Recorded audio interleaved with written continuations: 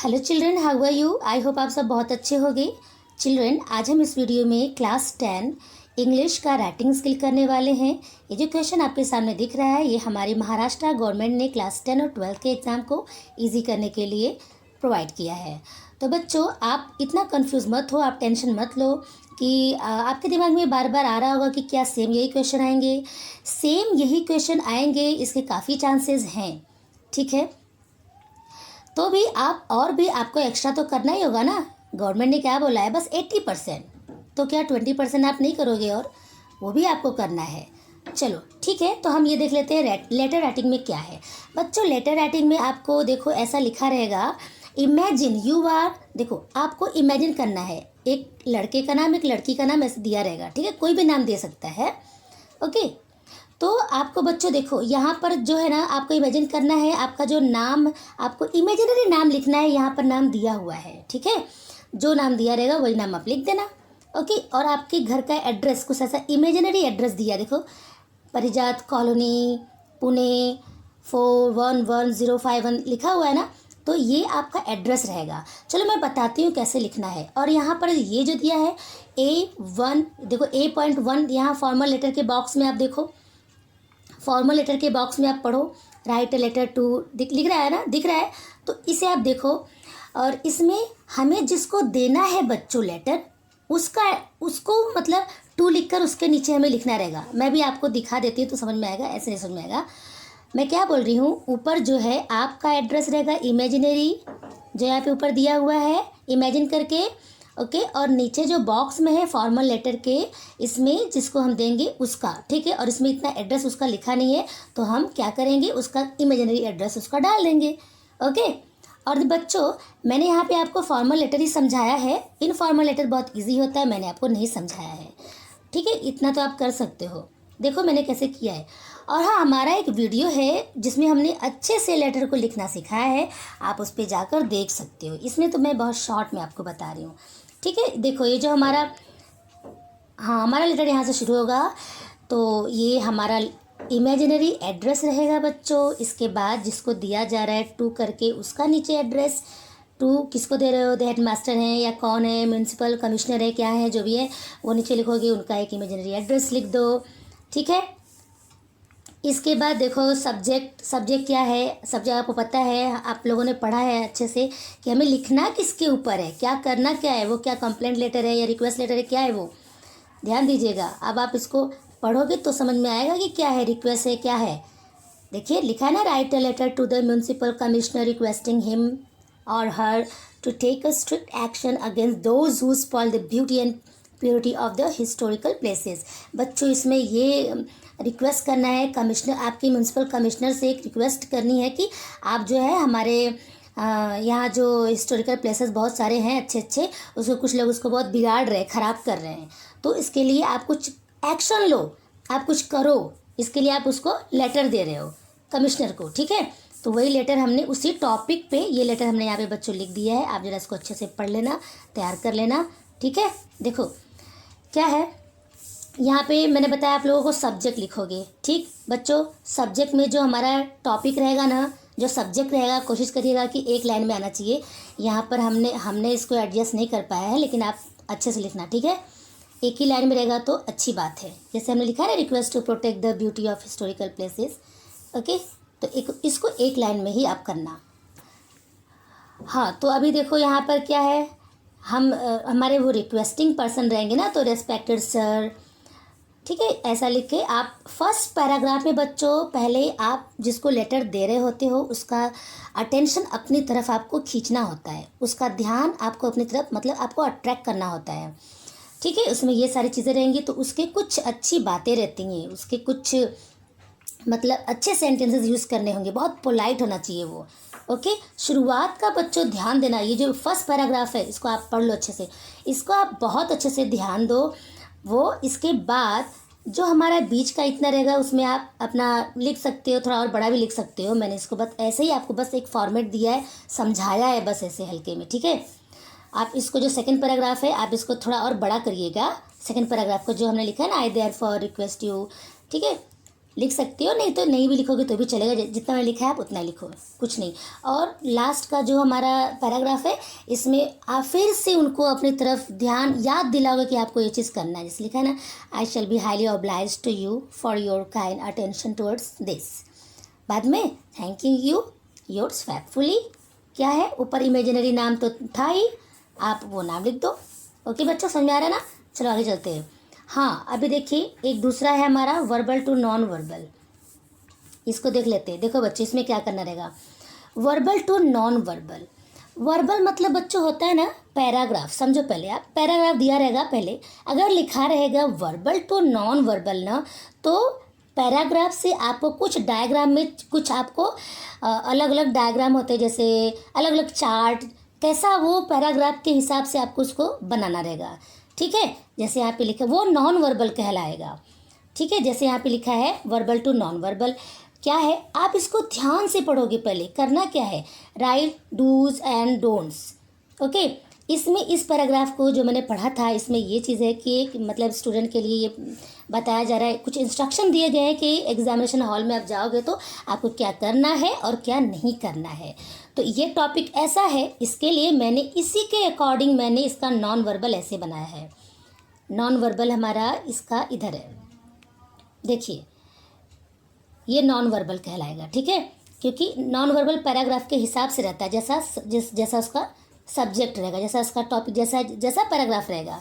Dos and don'ts, तो आप इसको अच्छे से पढ़ लीजिए।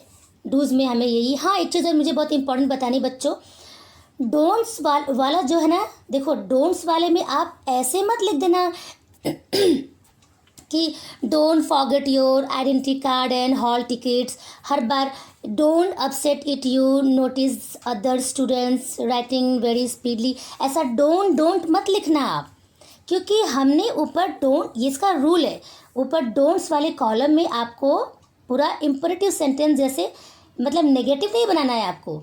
ठीक है, आप ऐसे लिखोगे फॉरगेट योर, मतलब पॉजिटिव सेंटेंस में आपको लिखना रहेगा, पॉजिटिव वे में लिखना रहेगा, पर इसका जो मीनिंग है ना वो नेगेटिव जाएगा, क्योंकि हमने ऊपर क्या लिखा है, डोंट्स। ये सब ना करने के लिए है। जैसे मान लो मैं इसको ऐसे पढ़ूंगी, don't forget your identity card, जो आगे लिखा है वो। ठीक है, जबकि हमने क्या लिखा है, फॉरगेट योर आइडेंटिटी कार्ड। हमें ऐसा थोड़ी करना है, हमें भूलना थोड़ी है, हमें भूलना नहीं है, हमने डोंट्स के कॉलम में लिखा है। ये आप ध्यान रखना, बच्चे ऐसी गलती करते, डूज में ये करते थे हैं, डूज का तो चलो अच्छा है, समझ में आता है सबको क्या करना है वो लिख देंगे, लेकिन डोंट्स में वो हर बार डोंट लिख के यूज़ करते हैं, डोंट फॉरगेट योर, या डोंट अपसेट, या डोंट टॉक टू एनी, या don't forget to check all, ऐसा करके लिख देते हैं। तो इसका फिर कोई मतलब नहीं, क्योंकि यहाँ पे हमने डोंट्स लिखा है टॉपिक में, ऊपर कॉलम के ऊपर देखिए डोंट्स लिखा है ना, बस आपको इसको पॉजिटिव सेंटेंस में इसको लिखना है, एकदम पॉजिटिव। ओके, समझ में आ रहा है? इस चीज़ को आप बहुत मतलब सीरियसली लीजिए। ओके, चलिए आगे चलते हैं। अब हमें क्या करना है, नॉन वर्बल टू वर्बल करना है बच्चों। पता है नॉन वर्बल, जैसे देखो एक ये क्या है ना, ये एक टॉपिक रहेगा, जैसे यहाँ पर एक टॉपिक है, running is a good investment of time. ठीक है, ये टॉपिक है, running is good investment of time. भला कैसे, वाई लिखा है ना, ये सब रीज़न दिया है, देखो ये सब रीज़न है, हैज़ अ लार्ज इफेक्ट। तो ये लार्ज इफेक्ट देखो पहले समझो, running is a good investment of time because, मतलब वाई का आंसर आप बिकॉज में करोगे ना, बिकॉज क्या, इट हैज़ लार्ज इफेक्ट। एक एक देखो, लार्ज इफेक्ट क्या, किसका, कैसा large effect, 30 minutes a day can improve fitness, इतना बड़ा इसका इफेक्ट होता है। ऐसे ही हर बार देखो ऐसे करके हमें ये सारी बातें पैराग्राफ में लिख देना है, तो वो क्या हो जाएगा, वर्बल। ठीक है, ये देखो हमने लिखा है इसका आंसर, इधर आप अच्छे से पढ़ लेना बच्चों। देखिए ये हमने बहुत फटाफट लिखा है बच्चों, अगर आपको कहीं पर लगे कि कुछ स्पेलिंग कहीं पे कुछ ऐसा है तो आप उसको करेक्ट कर लेना। ओके, इतना तो आप कर सकते हो। ठीक है, तो वो हम आई थिंक आपको समझ में आ रहा होगा। अब हम देख लेते हैं स्पीच क्या है, स्पीच के बारे में क्या दिया हुआ है। देखो हमारा क्वेश्चन नंबर 6 है बच्चों, do anyone following activities, speech करना है। ठीक है, पहले हम स्पीच देख लेते हैं। स्पीच में देखो बच्चों यहाँ पर दिया हुआ है, देखो लिखा है ना, prepare a speech to be delivered by you in the inter school elocution competition on account of the teachers day. तो समझो टीचर्स डे पे, ठीक है, टीचर्स डे पे आपको एक बहुत ज़बरदस्त ऐसा स्पीच देना है जैसे लगे कि आप सबसे अच्छा स्पीच आपकी ही है, ऐसा, ठीक है, ऐसा मतलब बहुत जन ने स्पीच दिया हो जिसमें से एक कंपटीशन है, समझ लो। टीचर्स डे पे आपको क्या करना है, आपको स्पीच देना है। टॉपिक क्या होना चाहिए, टीचर्स डे तो है ही टॉपिक कि टीचर्स डे पे स्पीच देना है, लेकिन देखो सैल्यूट टू द टीचर्स, उसमें आपको टीचर्स को सैल्यूट करना पड़ेगा। सैल्यूट मतलब उनकी तारीफ़, उनकी सारी अच्छी बातें, ये सारी चीज़ें, उनका अटेंशन अपनी तरफ खींचना होगा, ये सारी बातें उसमें रहनी चाहिए। और ये नीचे हिंट दिया रहेगा, हिंट्स। तो आपको क्या करना होता है कि इसमें जो है बच्चों कुछ ऐसे सेंटेंस आप बनाते जाओ जिसमें आपको स्टेप बाय स्टेप ये सारे जो बातें यहाँ पे लिखी हैं आपके सेंटेंसेस में, वो सब ये सारे जो दिए हैं ना यूज़ होने चाहिए, ठीक है। 1 2 3 4 5 हिंट्स दिए गए हैं। ओके, चलो देख लेते हैं इसको। हमारा स्पीच यहाँ से शुरू होता है। Teachers day. Respected headmaster, teachers and my dear friends, hello and good morning, I am XYZ। ये हमने नाम मेंशन नहीं किया है, तो आप ऐसे लिखोगे एग्जाम में तो ऐसे लिखना पड़ेगा ना। आई एम XYZ, कॉमा करना, फुल स्टॉप मत कर देना। And I hope that you will listen to me patiently for a few minutes. इतना आपने लिखा। इसके बाद आप देखो इसको ऑन वर्ड्स में आप अच्छे से लिख सकते हो। मैं आप लोग को ये नहीं देना चाहती थी क्योंकि ये बहुत इजी है, पर बहुत इंपॉर्टेंट है, इसके लिए मैंने इसको दे दिया। Today is a joyful day. अब देखो आपने ऊपर पहले सैल्यूट किया, ठीक है, सबका अभिनंदन किया शुरू में। अब सेकंड पैराग्राफ में क्या है, आज आप क्यों यहाँ पे खड़े हो, आप यहाँ पर स्टेज पे क्या करने आए हो, वो सारी बात इसमें लिखोगे। Today is a joyful day for all Indians. We celebrate Teachers' Day, a day kept aside to honor the gifted souls who work every day to make sure that the future is bright for all of us. Let us welcome all the teachers with a big round of applause. आगे चलते देखो। On this beautiful occasion, let us take the opportunity to convey our wishes to all our teachers who shape us. देखो बच्चों, हमने यहाँ पे shapes नहीं लिखा है क्योंकि हमने teachers इधर लिखा है। टीचर्स हु के पहले देखिए टीचर्स लिखा है ना, सिंपल प्रेजेंट टेंस में ये है। अगर सब्जेक्ट हमारा प्लूरल है, इसके लिए यहाँ पे वर्ब में एस नहीं लगा, शेप आया है। अब ध्यान देना, अगर हम टीचर लिखते ना तो शेप्स लिखते। Every 5th September we celebrate Teachers Day. September 5th is marked. अभी हम टीचर्स डे क्यों मनाते हैं थोड़ा सा तो बताना पड़ेगा ना, वो आप लिखोगे, यह हमने बता दिया है। इसके बाद क्या है, हाँ आपको पता ही है क्यों मनाते हैं, और यहाँ पे हमने लिख दिया है। हाँ अब देखो बच्चों, जो हिंट दिया गया है यहाँ से हमको अभी तक तो ये सब चल रहा था अब हिंट जो दिया गया है उसको यूज़ करते हुए हमने यहाँ पे नीचे लिखा है देखिए, डॉक्टर सर्वपल्ली राधाकृष्णन के बारे में हमने बताया यहाँ पे। And the teachers day is celebrated in, कहाँ पे है, हाँ तो इनका बर्थडे था उस दिन, आई बात समझ में, इसके लिए ये हम टीचर्स डे में मनाते हैं। हाँ यहाँ से देखिए, he was an excellent educator. कौन, वो सर्वपल्ली राधाकृष्णन। आई बात समझ में, ये नॉलेज होना चाहिए बच्चों। ही टॉट वेल, ये देखो हमने यूज़ किया है एन एक्सीलेंट। जहाँ जहाँ पे मैंने ना पेंसिल से किया है बच्चों, वो आपका हिंट्स है। आप एग्ज़ाम में ऐसे मत कर देना जैसे मैंने यहाँ पे किया है, ऐसे आपको नहीं करना है, अंडरलाइन मत करना। ये मैंने आपको दिखाने के लिए किया है कि बच्चों ये चीज़ आपके हिंट्स में है तो यहाँ पर यूज़ किया गया है। Okay, don't try to do this like me. बस आपको क्या करना है, आपको समझना है और सेम ऐसा ही लिख दोगे तो और अच्छी बात है, लेकिन अंडरलाइन आप मत करना। देखो हमारा सेकंड वाला है hint, brights a soul with his light, ये है। थर्ड वाला हमारा हिंट्स है teach from the heart not from the book, यहाँ तक है। ओके, और आगे होगा, हाँ ये तो आप अच्छे से पढ़ लेना बच्चों। स्पीच है, आप इसमें और अपने और बेहतर तरीके से आप लिख सकते हो। ऐसा नहीं कि मैंने लिखा है तो बहुत ज़्यादा अच्छा है, ऐसा नहीं है, आप अपने से खुद भी बहुत अच्छा लिख सकते हो। अब देखो बच्चों, काउंटर व्यू। काउंटर व्यू क्या होता है पहले मैं थोड़ा समझा देती हूँ। देखो आप जब 11th-12th में जाओगे ना तो आपको एक आएगा व्यू और काउंटर व्यू। व्यू में आपको किसी भी टॉपिक की अच्छाई बतानी पड़ती है और काउंटर व्यू में आपको उस चीज़ की थोड़ी क्या टोटली नेगेटिव जाना पड़ता है, उसमें सिर्फ और सिर्फ बुराई करनी होती है, पर थोड़ा पोलाइटली। ओके, ऐसा डायरेक्ट किसी के ऊपर वार नहीं करते, एकदम मतलब कैसे आप हल्का, आपका सब कुछ काउंटर व्यू में मतलब नेगेटिव रहेगा, किसी भी चीज़ की आप बुराई भी करोगे बस। तो देखो यहाँ पर क्या है यहाँ पे बच्चों एक टॉपिक दिया है, science and technological development have made our life very comfortable.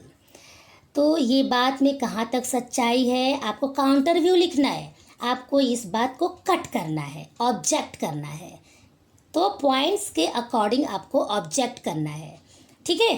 देखो has made life comfortable and happy, तो इसको भी आपको नेगेटिव में ले जाना है, नेगेटिव सेंटेंस नहीं, बात को आपको मतलब गलत साबित करना है, सारी चीज़ों को आपको गलत साबित करना है। चलो देख लेते हैं, हमने यहाँ पे लिख दिया है बच्चों, आप इसको अच्छे से पढ़ लेना। जहाँ जहाँ भी मैंने अंडरलाइन किया है वो आपके पॉइंट्स हैं, आपको समझने के लिए मैंने ऐसा किया है, आप इसको अच्छे से पढ़ लेना। ओके, बहुत सिंपल होता है काउंटर व्यू, कुछ नहीं है, बहुत सिंपल है, देख लीजिए आप इसको पढ़ लेना, इसको मुझे पढ़ने की ज़रूरत नहीं है, आप अच्छे से पढ़ लेना।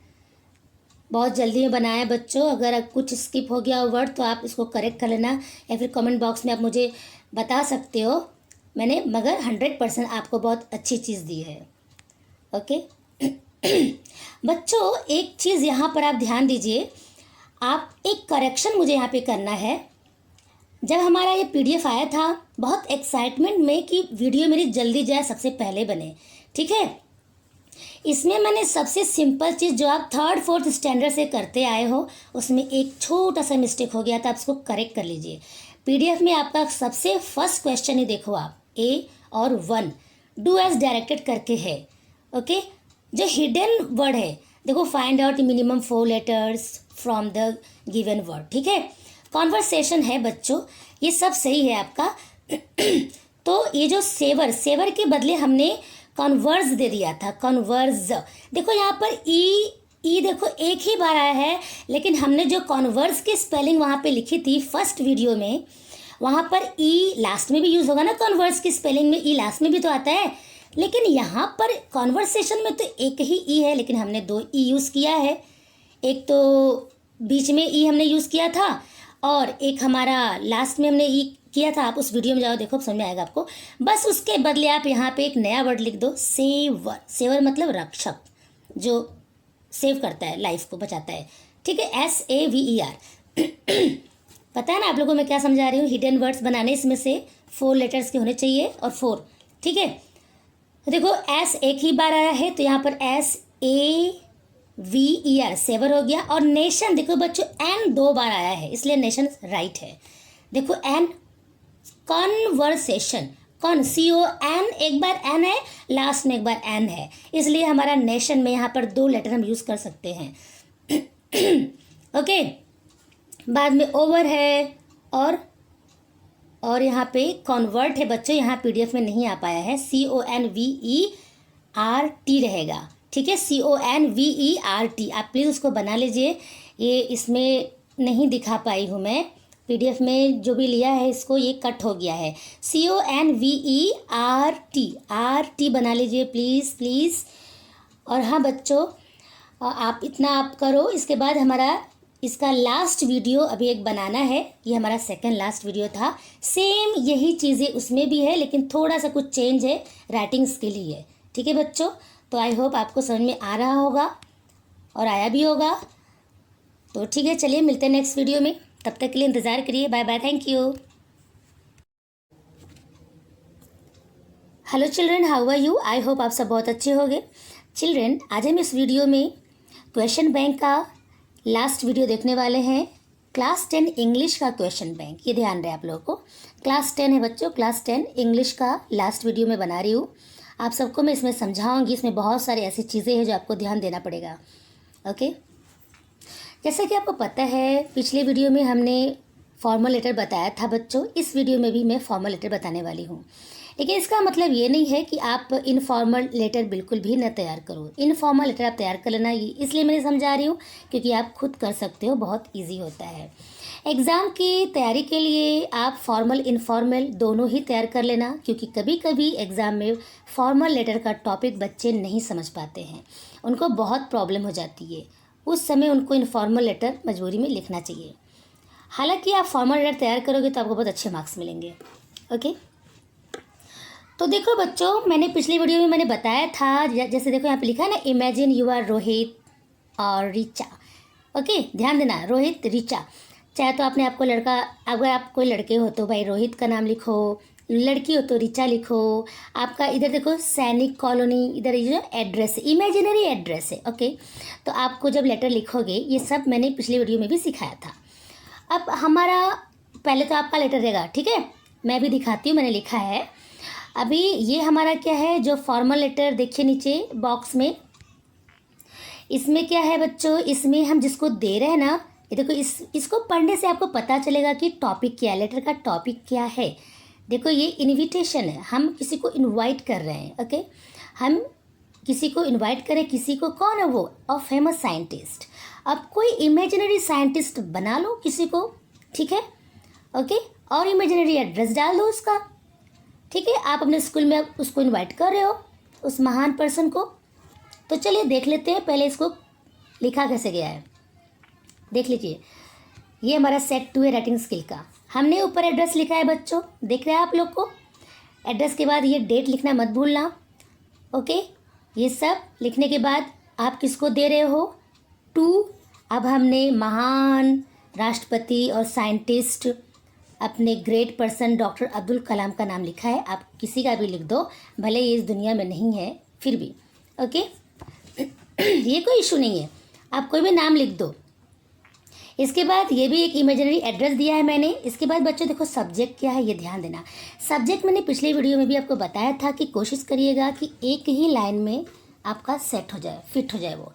Invitation as a chief guest, ध्यान देना, इन्विटेशन ये ना, हम इनवाइट कर रहे हैं ना, तो ये क्या सब्जेक्ट हम डालेंगे, invitation as a chief guest. हम किसी को इनवाइट कर रहे हैं और ये कह रहे हैं कि आपको हमारे प्रोग्राम में चीफ गेस्ट बन के, आप हमारे प्रोग्राम में चीफ गेस्ट रहोगे। इसके लिए हमने यहाँ पे लिखा है invitation as a chief guest.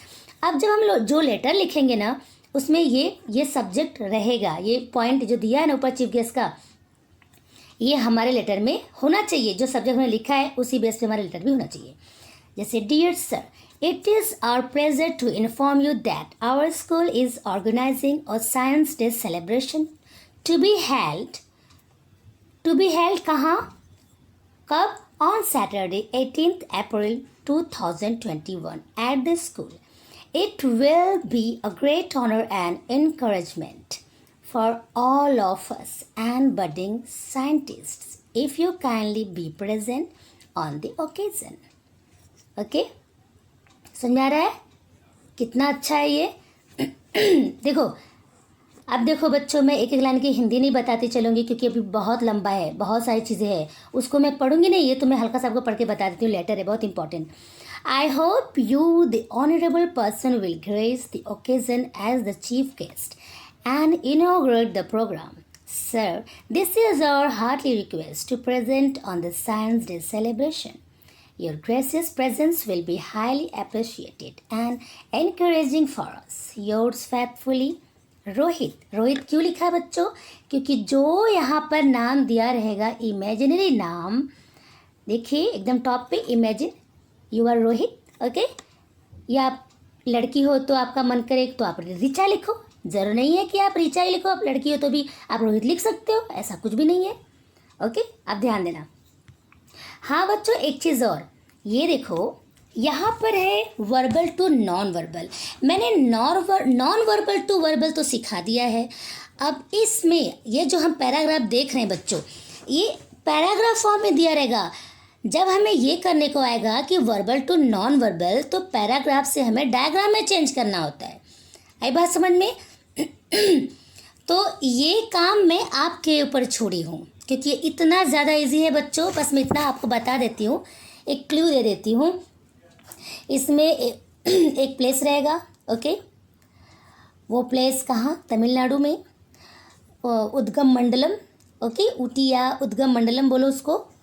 तो उसमें ये उसका क्या खास खास चीज़ है, जैसे कि विजिटर लोग वहाँ देखने आते हैं, उसको वहाँ की मतलब कितना समय लगता है, किस टाइम पे वहाँ जाना चाहिए, और भी वहाँ पे जाएंगे तो कहाँ रहने का जगह कैसा है। देखो बच्चे पॉइंट दिया है, location, modes of transport, best time to visit, accommodation, places to visit, uniqueness.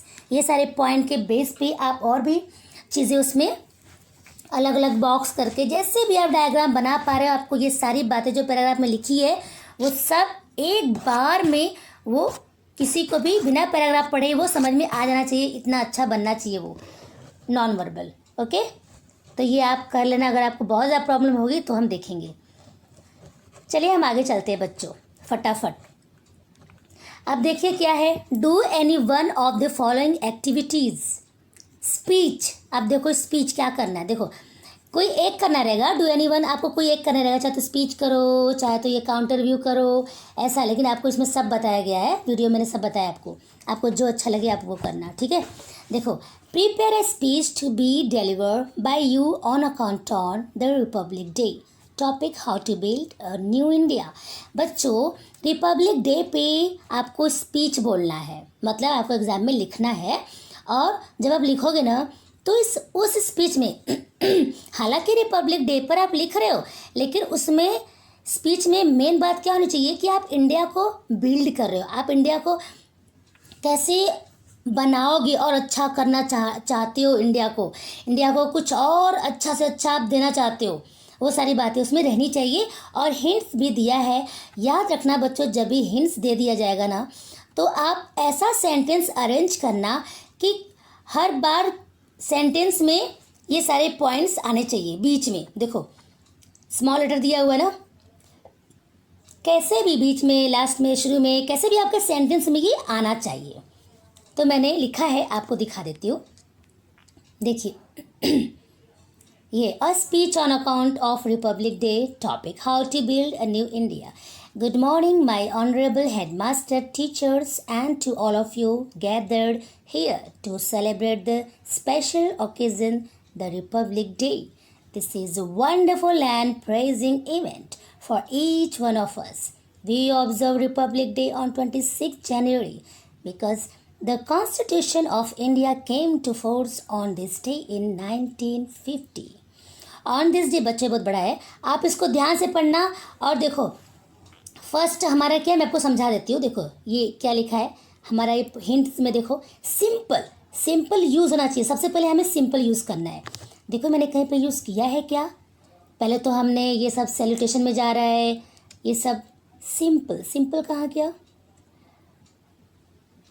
आप इसको ध्यान से पढ़े, लग रहा है हमने अंडरलाइन नहीं किया है। एक मिनट में पढ़ लेती हूँ। गुड मॉर्निंग, ये तो हो गया। This is a wonderful and praising event for each one of us. We observe Republic Day on 26 January because the Constitution of India came to force on this day in 1950. On this day, the entire country is laced in tricolor to convey that India is a nation where unity। देखो बच्चों, हमने अभी यहाँ पे simple वाला मैंने यहाँ पे नहीं लिखा है, हमने सेकंड वाला पॉइंट यहाँ पे दिया है। देखिए सेकंड वाला पॉइंट किधर है, सेकंड वाला पॉइंट ये हार्डली, ये कहाँ गया, सॉरी हमने सिंपल ये पॉइंट देख लिया था काउंटर व्यू का। इट्स ओके, चलो आप इधर देखो, यूनिटी इन डाइवर्सिटी, ये हमारे स्पीच का पॉइंट से बच्चों, ठीक है। तो सबसे पहले हमारे पॉइंट्स में ये आना चाहिए, हमारे सेंटेंस में कहीं ना कहीं ये आना चाहिए, यूनिटी इन डाइवर्सिटी। तो मैंने ये लिखा है, देखो आपको यहाँ पे जो अंडरलाइन मैंने किया है पहले से, यूनिटी इन डाइवर्सिटी, ये दिख गया। अब सेकंड वाले में हमारा रहेगा sacrifices of the freedom fighters. आप लोग पीडीएफ में आप देख लो, ठीक है। सेकंड वाले में पॉइंट्स हमारा sacrifices of the freedom fighters, और थर्ड पॉइंट हमारा रहेगा बच्चों एजुकेशन, और हमारा फोर्थ पॉइंट है पोल्यूशन फ्री। ओके चिल्ड्रन, समझ में आ रहा है आप लोग को? ऐसे ही आप लोग को ये यूज़ करना है। अभी हमारा स्पीच यहाँ पे फिनिश हो गया। ओके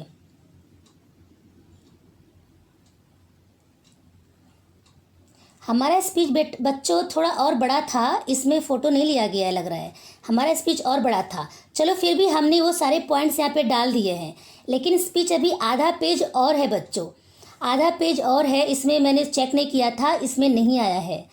आधा पेज और स्पीच था। नो प्रॉब्लम, पर सारे पॉइंट्स इसमें आ चुके हैं। लेकिन बच्चों आप थोड़ा और लिखना, ओके, ओन वर्ड्स में अच्छे से।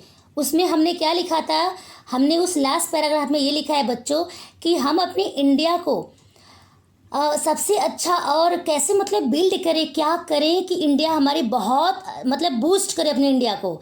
ये मैं आप लोग को बाद में दे दूंगी, इसमें लिंक में कुछ कैसे भी करके ये दे दूंगी। ये पॉइंट बहुत इंपॉर्टेंट थे। ओके, सॉरी फॉर दैट, इसमें आया नहीं है। हाँ बच्चों, अभी हमारा देखो नेक्स्ट क्वेश्चन काउंटर व्यू है, देख लीजिए। उसमें भी कुछ पॉइंट्स दिए हैं, हिंट्स दिए। ये रहा काउंटर व्यू में क्या है बच्चों, देखो। मैंने बताया था काउंटर व्यू क्या होता है। एक टॉपिक दिया रहेगा, आपको उस टॉपिक का अगेंस्ट करना होता है। जैसे यहाँ पे लिखा है home cooked food can not compete the readymade restaurant food. अब हमें इसका अगेंस्ट करना है। हमें इसका अगेंस्ट करेंगे तो हमारा टाइटल चेंज हो जाएगा। हम जो टाइटल है ना थोड़ा चेंज कर देंगे, ओके, वो अपने हिसाब से। ये ज़रूरी नहीं है बच्चों को जो मैंने लिखा है टाइटल आप वैसा लिखो। आप वही टाइटल लिखना है, लेकिन आप अपने ओन वे में लिख सकते हो। आपका अपना वर्डिंग यूज़ करो, ठीक है। अब ये सारे पॉइंट्स है, चलो हम देख लेते हैं हमने कैसे लिखा है। स्पीच हमारा पूरा नहीं आया है, इसके लिए मुझे बहुत सैडनेस हो रहा है बच्चों। स्पीच मैंने सारे पॉइंट्स में डाले हैं, लेकिन एक्स्ट्रा और मैंने इंपॉर्टेंट चीज़ें मैंने लिखी थी। काउंटर व्यू देखो, होम कुक्ड हमने ये चेंज किया, ठीक है। हम क्या करते हैं, जो ये पॉइंट दिया, देखो मैं जो कह रही हूँ ना, आप लोग ध्यान सुनो बच्चों, इसको बकवास मत समझना, क्योंकि ध्यान से सुनोगे तभी आप कैसा भी काउंटर व्यू आएगा तो आप कर लोगे। देखो क्या लिखा है, ये होम कुक्ड जो ये टाइटल दिया गया है ना बच्चों, पहले हम जब शुरुआत करेंगे लिखने का ना, इसका अगेंस्ट हम टाइटल से ही कर देंगे। जैसे यहाँ पे लिखा है कि घर का खाना जो है कभी भी कंपटीशन नहीं कर सकता रेडीमेड खाने से, वो कभी तुलना नहीं की जा सकती है, रेस्टोरेंट फूड नहीं बन सकता है, ऐसा लिखा गया ना।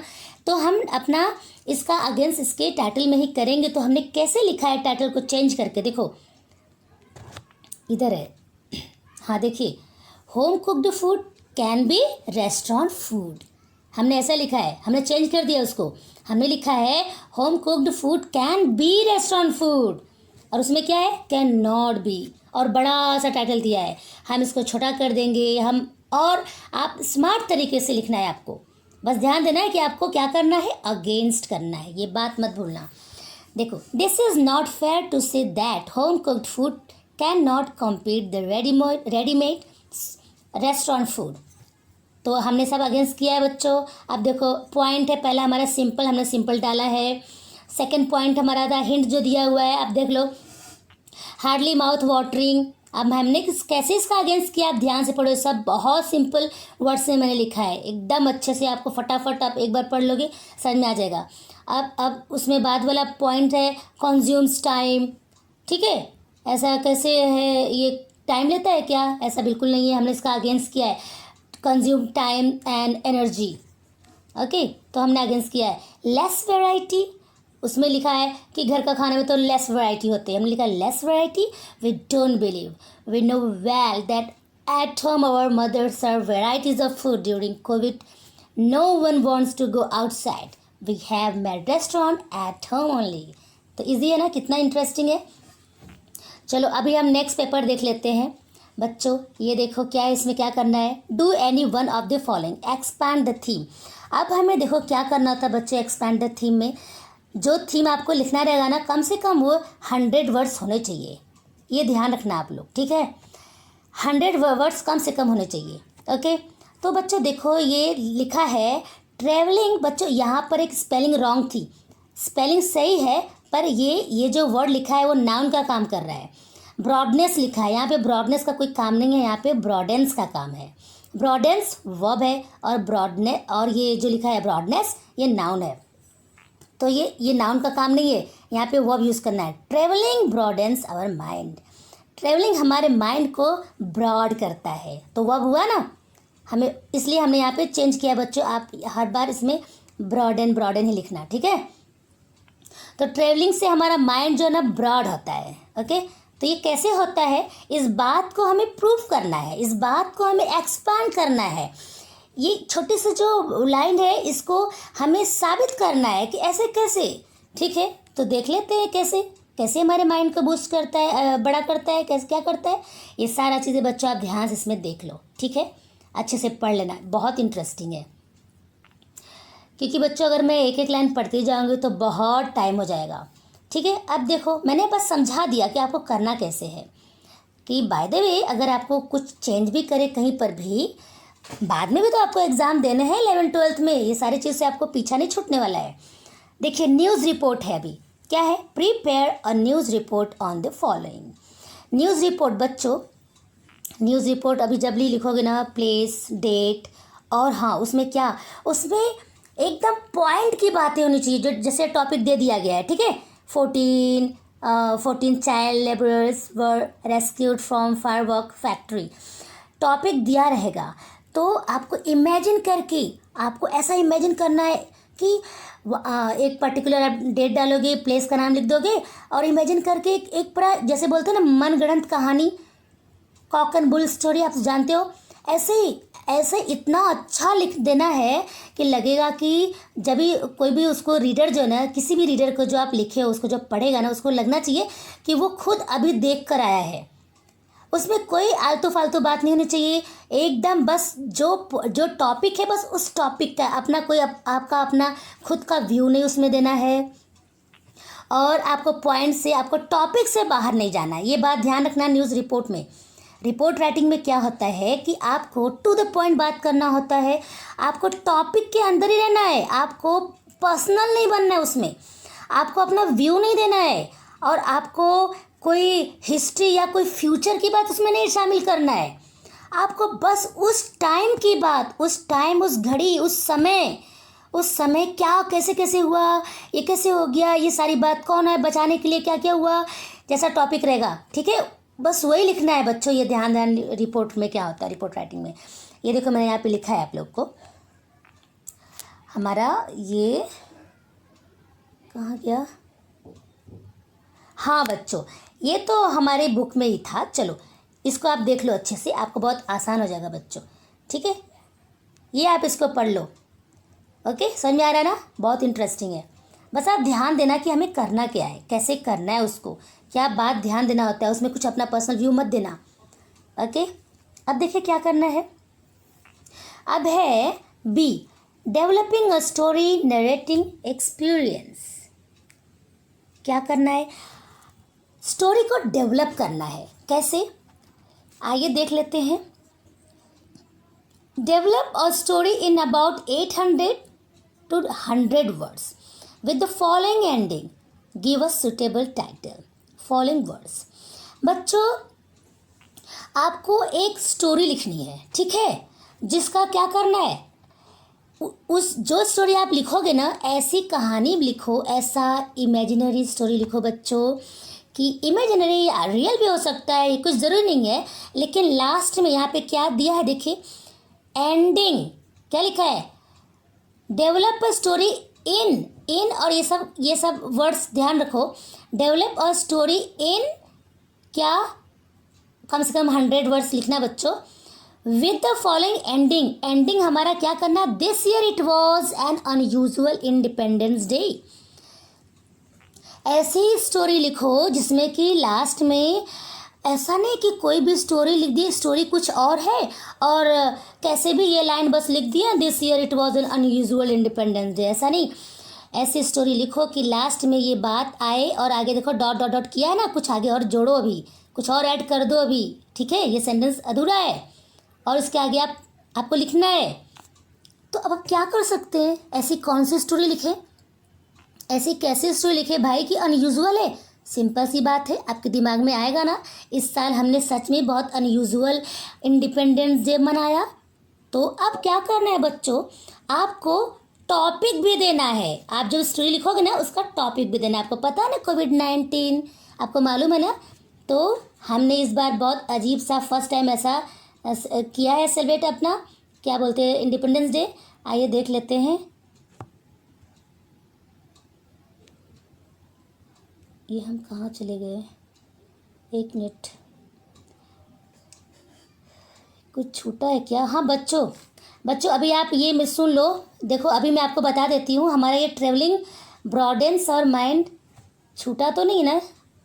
It's okay. चलिए हम पहले ये देख लेते हैं। This year it was an unusual independence day. कैसे हमने किया इसको देखिए, ट्रेवलिंग का भी हमने बता दिया है।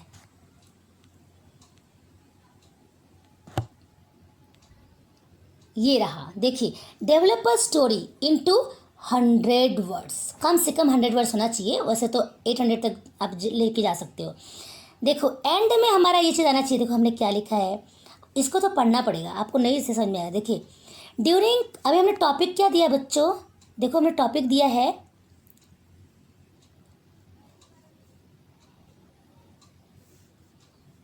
This year it was an unusual independence day. तो बच्चों हमने यहाँ पे टॉपिक में यहाँ पे लिखना भूल गई हूँ, आप टॉपिक लिख दीजिए इंडिपेंडेंस डे ड्यूरिंग कोविड-19। आप प्लीज़ नोट कर लो, मैं भी इंसान हूँ, इंसानों से ही गलती होती है। मैं बहुत जल्दी में सब मैंने लिखा है। यहाँ पर आप टॉपिक लिखिए। कहाँ पे लिखोगे? देखो ये जो लिखा है ना ड्यूरिंग कोविड-19, इसके जस्ट ऊपर सेंटर में आप लिखोगे क्या लिखोगे? इसका टॉपिक आप लिखो, प्लीज़ पेन उठाओ और लिखो इंडिपेंडेंस डे ड्यूरिंग कोविड-19। इंडिपेंडेंस डे ड्यूरिंग कोविड-19। ये बहुत इंपॉर्टेंट चीज़ है जो मैं यहाँ पे लिखना भूल गई हूँ। लिख लीजिए, आई होप आपने लिख लिया होगा। या आप लिखो 15 अगस्त या इंडिपेंडेंस डे, इनमें से कोई भी एक लिख के बाद में लिखो ड्यूरिंग कोविड-19, इंडिपेंडेंस डे ड्यूरिंग कोविड-19। ओके, हमने टाइटल लिख दिया, ठीक। अब चलो, अब हम लिखते हैं ये स्टोरी लिखते हैं। अब चलो स्टोरी लिखते हैं। क्या है? ड्यूरिंग कोविड-19 we face many problems. Nowadays cases are again increasing. This year we celebrated Independence Day staying at home because we were not allowed to go outside. We all students did not go to school. We missed our teachers, friends and school that day much. Our Prime Minister Narendra Modi used to meet students on 15th of August every year, but this year he didn't. In Delhi at Red Fort, 800 guests are allowed usually, but this year only 100. ध्यान देना, their faces were covered with mask. They kept sanitizer in their pocket. देखो सोचो कितना अजीब सा था ना ये इंडिपेंडेंस डे। इसके लिए मैंने टाइटल ऊपर दिया है बच्चों, मैंने लिखा नहीं, प्लीज़ आप लिख लो, टाइटल लिख लो, इंडिपेंडेंस डे ड्यूरिंग कोविड-19 ऊपर लिख लेना। Although there was independence day we were not free, we felt very bad because we could not meet our friends. This year it was an unusual independence day. देखो मैंने यहाँ पे लिखा है ना अभी, अब ये हमने ऐड कर दिया। This year it was an unusual independence day, आगे मैंने क्या ऐड किया है? That we can never forget. Okay, समझ में आया आप लोग को? आई होप आपको समझ में आ गया होगा। अब देखते हैं क्या छूटा और क्या समझाना है अभी इसमें। हाँ, इस पेज का तो हमारा सारा क्वेश्चंस हो गया है। चलिए नेक्स्ट पेज का क्वेश्चन देख लेते हैं, उस पर क्या है।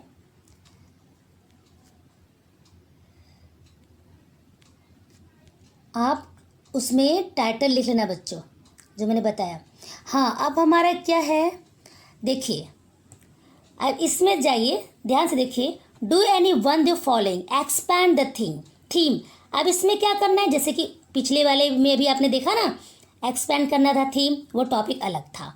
अब इसमें क्या है? Health is wealth.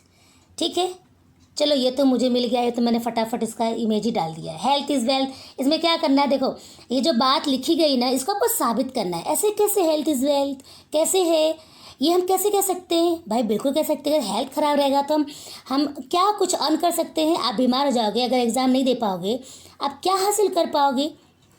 आपका सपना नहीं पूरा हो पाएगा। अगर ऐसा हुआ तो आप अच्छे से रहो, हेल्दी रहोगे, तो तभी तो आप पढ़ पाओगे। अगर आप बीमार हो गए, पढ़ नहीं पाओगे, तो आपको क्या मिलेगा? फिर कुछ नहीं मिलेगा।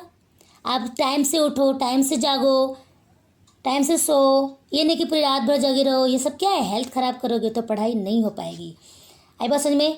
तो हेल्थ इज़ वेल्थ कैसे ये प्रूफ किया गया है, आप अपने हिसाब से आप प्रूफ कर सकते हो। यहाँ पे देखो बच्चों, चलो ये तो मुझे आपके बुक से ही मिल गया था, बहुत आराम से मैंने इसमें दे दिया, ठीक है। बाकी सब ये मुझे अपने से लिखना पड़ा है, सब समझा के।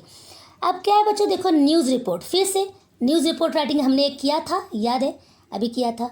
अब ये क्या टॉपिक है बच्चों, traffic police commissioner conducts a lecture series to enlighten the students about safe driving.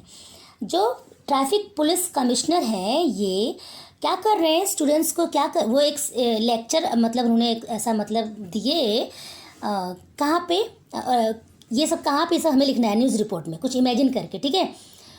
तो उसमें लेक्चर में क्या था कि अच्छे से ड्राइविंग करना चाहिए, सेफ ड्राइविंग होनी चाहिए, ये सब के बारे में हमें न्यूज़ रिपोर्ट एक इमेजिन करके ऐसा लिखना है। तो देखिए यहाँ पर है वो न्यूज़ रिपोर्ट। सबसे पहले आप प्लेस लिख दो, कोई भी डेट डाल दो, बस काम की बात लिखना है उसमें। बच्चों मैंने आपको बताया था न्यूज़ रिपोर्ट राइटिंग में कोई पर्सनल व्यू नहीं देना होता है, कोई बीती हुई बात उसमें नहीं डालनी है, पास्ट की या फ्यूचर की, कि हाँ अगर ऐसा नहीं हुआ तो ऐसा भविष्य में हो जाएगा, ऐसा कुछ नहीं लिखना पड़ता है। उस दौरान मतलब उस during that period what happened that only you have to mention, don't go here और देयर, ओके, ये बात ध्यान रखना। तो जैसे मैंने यहाँ पे लिखा है बच्चों, आप इसको पढ़ लो, ओके, बहुत अच्छे से लिखा हुआ है, काम की चीज़ है। हाँ, अब हम कहाँ पे जा रहे हैं, अब नेक्स्ट हेल्थ इज़ वेल्थ हो गया है और हमारा रिपोर्ट राइटिंग भी हो गया। अब क्या है, हाँ बच्चों अभी देखो ये लास्ट और इंटरेस्टिंग, इसमें लिखा है जैसे कि अभी हमने जो स्टोरी लिखी थी उसके एंड में वो लाइन सेट करना था। अब ये क्या बोल रहा है, develop a story in about 800 to 100 words with the following beginning. अब शुरुआत हमारी इस लाइन से करनी, ऐसी कोई स्टोरी लिखो बच्चों जिसकी शुरुआत ये गिवन यहाँ पे जो लाइन दिया है इससे करो, और शुरुआत भी करो तो सोच लो कि आपको कौन सी स्टोरी लिखनी है, कैसी स्टोरी लिखनी है, उस स्टोरी के बेस पे आपको टाइटल भी देना पड़ेगा। पिछली स्टोरी में मैं टाइटल देना भूल गई थी बेटा, बच्चों मैंने लिखा नहीं है, आप प्लीज़, मैंने लिखा नहीं है लेकिन मैंने आपको बताया आप उसको टाइटल लिख दो। अभी कितने बच्चे कमेंट करेंगे, लेक्चर पूरा पढ़ते नहीं है, सुनते नहीं है, वो बोलेंगे मिस आपने यहाँ पे टाइटल नहीं लिखा है, मिस आपने टाइटल नहीं लिखा है, बोलना चालू करेंगे, मुझे पता है। आप उसको वीडियो को देखो, सुनो भी तो मैं क्या समझा रही हूँ। मैं भूल गई हूँ, मैं इसको एक्सेप्ट करती हूँ, पर मैंने बताया ना वहाँ पे क्या टाइटल लिखना है, ठीक है। इंसान हूँ बच्चों, जल्दी जल्दी सब वीडियोस बनाने भी मराठी के बनाने हैं। चलो इंग्लिश मुझे अच्छे से आता है, मैं इंग्लिश को अच्छे से बना लेती हूँ फटाफट, मराठी तो बहुत समझना है। चलो अभी हम इसका टाइटल भी लिखेंगे बच्चों, ठीक है। देखो हमने कैसे लिखा है, पहले सुन लो क्या लिखा है। It was Saturday night and I was all alone at home. क्या समझ के लग रहा है आपको, आपको क्या लग रहा है, आप अकेले थे, सैटरडे का नाइट था, और व्हेन सडनली अचानक से जब क्या हुआ, तो सिंपल सी बात है, कुछ ऐसा डरावना, कुछ ऐसा बहुत भयानक सा, कुछ टेरिबल कुछ चीज़ हुआ क्या, कुछ ऐसी ही कहानी हम लिखें और उस पर ही टाइटल हम दे देते हैं। ये देख लो हमने उसी हिसाब से स्टोरी बना ली, ये सब तो हम सब ने कर लिया है। Develop a story with the following beginning. It was Saturday night and I was alone at home when suddenly, क्या सडनली डॉट डॉट डॉट कर दिया गया है, समझो अभी अब क्या करना है। तो उसके बेस पे हमने स्टोरी सोच ली, और स्टोरी जब सोच ली तो आपको टाइटल देना ज़रूरी है। देखो यहाँ पे मैंने दिया है, पिछले वाले में मैंने नहीं दिया था। अ फ्राइटनिंग इंसिडेंट, ठीक है, एक डरावना इंसिडेंट हुआ, ठीक है। इस पूरी बात का मीनिंग ही ऐसा है, देखो लिखा है ना बच्चों, आई वॉज अलोन, रात का समय है तो कुछ भयानक ही हुआ होगा ना। तो अब इसमें क्या लिखा है, देखो ये मेरी स्टोरी है, आप कोई और स्टोरी लिख सकते हो। मेरी स्टोरी मतलब मेरे साथ हुआ नहीं ऐसा, ये मैंने ऐसे ओन वर्ड्स में लिखा है, और ताकि आपको समझ में आ जाए। It was Saturday night and I was alone at home when suddenly, अब यहाँ से डैश डैश डैश डैश किया था ना, मैंने क्या ऐड किया इसमें, when suddenly someone knocked at the door. It was very cold and terrible night. Because I was alone, I stood and opened the door, but no one was there. Then I closed the door. बच्चों, closed और shut का मतलब समझा देती हूँ मैं आपको। देखो, हम बोलते हैं shut the door. Shut the door मतलब ऐसे दरवाजे को चिपका दो, ठीक है। लेकिन जब क्लोज करना होता है ना, उसमें हम पूरा कड़ी लगाते हैं, कैसे भी करके एकदम से बंद कर देते हैं कि कोई बाहर से धक्का दे के खोल ना पाए। उसको हम क्या कहते हैं? क्लोज्ड। ये सी लिखा है बच्चों, ध्यान से देखना आप लोग। Then I close the door. क्या हुआ फिर? After a few minutes I saw that someone was trying to open the window. I shocked and feared. I stood up again and thought to call the police, but I didn't find my mobile. Now, really, I have no words to express my feelings. मतलब बहुत बहुत डर गई थी मैं, ठीक है। Just then, I heard someone was screaming, "Thief! Thief!" outside. It was really a frightening incident of my life. Till now, I have not forgotten that terrible night. Interesting है ना? कितना अच्छा था। तो आपको समझ में आया होगा। और बच्चों, अगर कहीं पे कुछ भी प्रॉब्लम हो, आपको नहीं समझ में आया होगा, वर्बल टू नॉन वर्बल करने के लिए मैंने आपको दिया है बच्चों। अब ये मत कहना मिस ये दे दो दे दो दे दो, थोड़ी मेहनत करो बच्चों। आपको नहीं समझ में आएगा तो मैं ऐसा नहीं बताऊँगी, बता दूँगी, ऐसा भी नहीं है। मुझे तो अच्छा लग रहा है कि आप लोग हमारे साथ हो, आप लोग का इतना प्यार मिल रहा है, ये तो हमारे लिए बहुत बड़ी बात है। आप लोग जब कुछ अच्छा ऐसा कहते हो तो हमें एक्साइटमेंट होता है हम कि हाँ, मुझे और अच्छा और भी चीज़ें डालनी चाहिए, बनाने चाहिए, हमें और अच्छा लगता है। हम बहुत मतलब ऐसा लगता है हमें कोई मोटिवेट कर रहा है किसी चीज़ के लिए। हमें तो इसी दिन का इंतज़ार था कि हमें कोई कभी बोले कि ये वीडियो डालो, आप ये करो वो करो, ठीक है। चलो, मैं ज़्यादा नहीं बोलना चाहती बच्चों, पर आप मन लगाकर अच्छे से पढ़ो। ग्रामर का, इंग्लिश का मेरा स्पेशली सब्जेक्ट है बच्चों। इंग्लिश का आपका जो भी प्रॉब्लम है आप पूछ सकते हो। English is my favourite subject. और इंग्लिश के हमने 11th के वीडियोस नहीं डाले, हमने 12th के डाले हैं। It's okay. और 11th के डाल देंगे बाद में, आपको जब ज़रूरत लगेगी हम सब डाल देंगे बच्चों। आप बस हमारे साथ जुड़े रहो, आपका जो रिक्वायरमेंट है हम सब पूरा करेंगे। आपको बेस्ट और बेस्ट अच्छे मार्क्स लाने हैं। ये 80% कुछ नहीं बच्चों, आपको 90% तो क्रॉस करना है, ये ध्यान रहे। और ग्रामर को बहुत ध्यान से करना। जो चीज़ें मैंने आप लोगों को ग्रामर के जो वीडियोस मैंने समझाए हैं, और भी बहुत सारे ग्रामर की वीडियोस मैंने बनाए हैं, अभी उसे पढ़ना चालू कर दो। चलो, मिलते हैं नेक्स्ट वीडियो में। Bye bye, thank you.